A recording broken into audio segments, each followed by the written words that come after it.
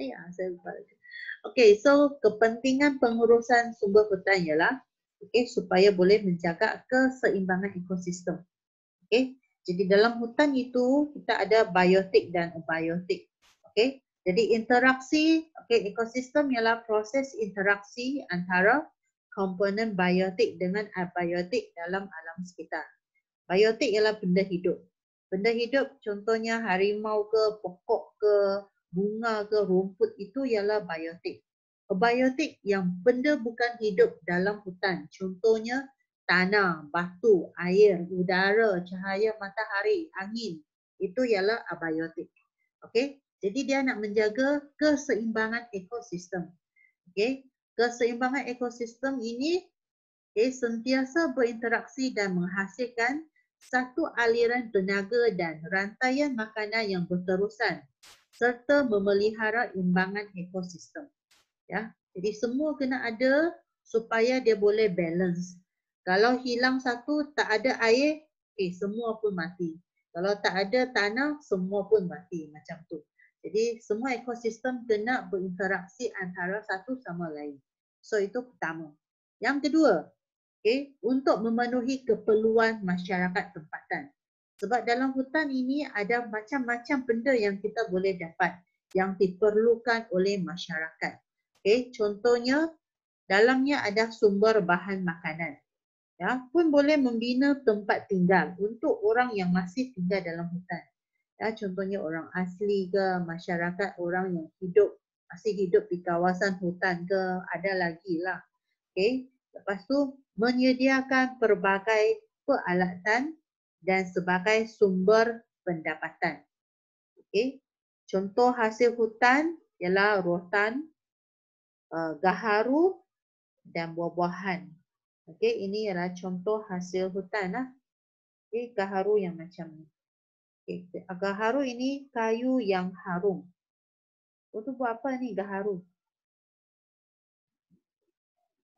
Saya pun tak tahu gaharu buat apa.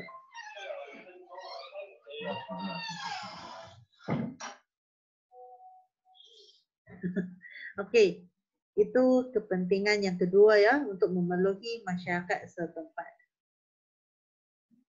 Betul yang ketiga. Punya kacau ah.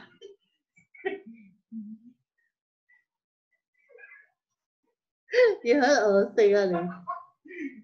Kacau ni. Sorry, saya punya husband kacau. Yang ketiga,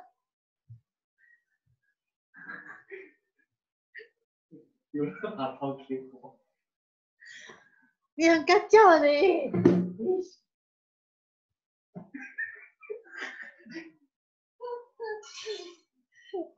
Okey. Yang ketiga, okey. Okey, sebab apa sudah tua, okey, kepentingan. Kepentingan yang ketiga, okey, kawasan hutan ini boleh dijadikan kawasan ekopelancongan. Okey.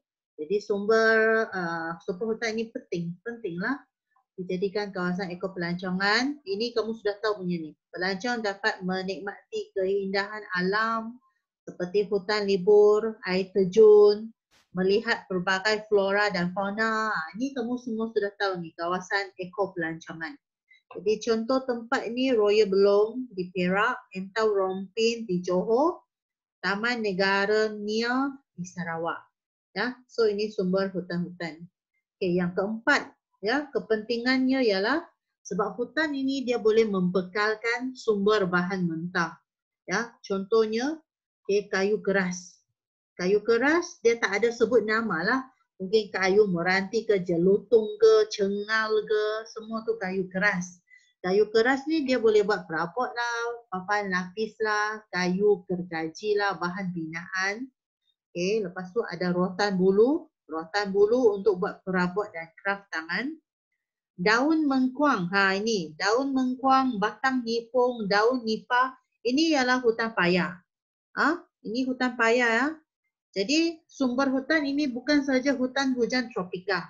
Dia termasuk juga hutan paya. Ya, hutan paya bakau semua tu. Ya, pun ada guna dia.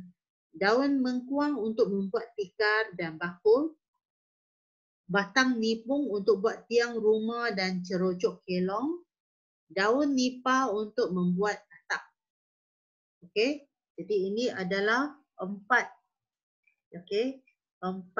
kepentingan mengurus hutan. Kenapa kita nak mengurus sumber hutan di Malaysia? Okey. Okey, sampai sini okey ke? Ada Okey, ya, masalah? tak ada. Okey, kamu boleh buka buku teks juga ya kalau kamu nak tengok lebih cepat ke, lebih jelas ke. Okey, 10.3. Apakah usaha memelihara dan memulihara? Jadi first kita kena tahu apa itu memelihara. Memelihara ialah kita melindungi, merancang, mengurus sumber hutan agar tidak musnah. Okey, hutan itu ada, kita kena jaga. Okey, contohnya kita mewatakkan hutan simpan, kita menjadikan dia taman negara. So, hutan simpan taman negara ini orang tak boleh usik, tak boleh kacau kat dalam. Okey. Pemeliharaan ialah usaha baik pulih. Ya, kalau tempat tu sudah kena kacau ataupun hutan itu telah ditebang, ya, pembalakan haram ke, lepas tu kamu kena tanam balik. Okey, membaik pulih sumber hutan yang telah diganggu supaya kembali kepada keadaan yang asal. Contohnya penghutanan semula. Penghutanan semula, kita tanam balik. Tempat mana yang sudah botak tu, tanam balik. Yang satu lagi ialah membuat ladang hutan. Ladang hutan ini, kamu beli ladang yang beratus-ratus ekar. Okey, besar, beli. Beli tanah, lepas tu tanam hutan. Okey, tanam hutan yang kayunya, yang jenis kayu keras. Ya, lepas tu boleh dieksport ke luar negara. Boleh dapat banyak duit. So, itu ialah ladang hutan. Okey, ladang hutan kita kena beli tanahnya. Tauke besar lah. Okey, so dalam usaha memelihara dan memulihara ada 4 benda ni, ya, yang ada dibuat di Malaysia secara besar-besaran. Yang pertama ialah tapak ramsar. Ya, empat ini dia ada pemeliharaan pun ada pemuliharaan. Tapak ramsar, pembangunan lestari, Johor Park, Taman Negara.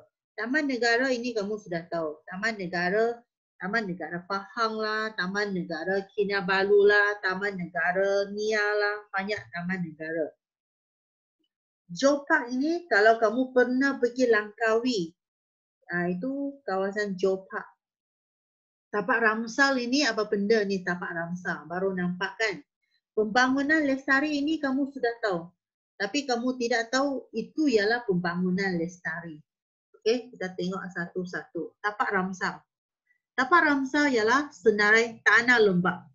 Tanah lembap yang dipersetujui melalui Konvensyen Tanah Lembap di Iran untuk memelihara tanah lembap. Apa itu tanah lembap? Tanah lembap ialah hutan paya bakau. Tanah lembap. Okay, so sebab tanah lembap itu ialah hutan paya bakau. Dia sentiasa dibanjiri dengan air. Sebab dia hidup di kawasan laut kan. Jadi dia tanahnya lembap lah. Okay, so tapak ramsar ini ialah kita kena jaga hutan paya bakau. Okay, di sini dia ada cara pemeliharaan dan pemuliharaan. Okay, kita tengok contoh. Kalau pemeliharaan, tempat itu dijadikan kawasan ekopelancongan di Malaysia. Ya, tempat itu dia akan dijadi kawasan pelancongan. Lepas tu dia akan dicantikkan tempat tu. Okay, so dia telah menjadikan kawasan tu ekopelancongan. Orang tak boleh masuk untuk potong kayu, tak boleh. Okay. Lepas tu, keindahan alam semula jadi dan landscape indah flora dan fauna menjadi daya tarikan kepada pelancong. Okey, dijadikan sebagai salah satu destinasi pelancongan supaya tidak digunakan untuk aktiviti pembangunan. Okey, aktiviti pembangunan you nak buat chalet kat sana tak boleh lah. Okey, aktiviti pelancongan. Okey, pemuliharaan. Pemuliharaan contohnya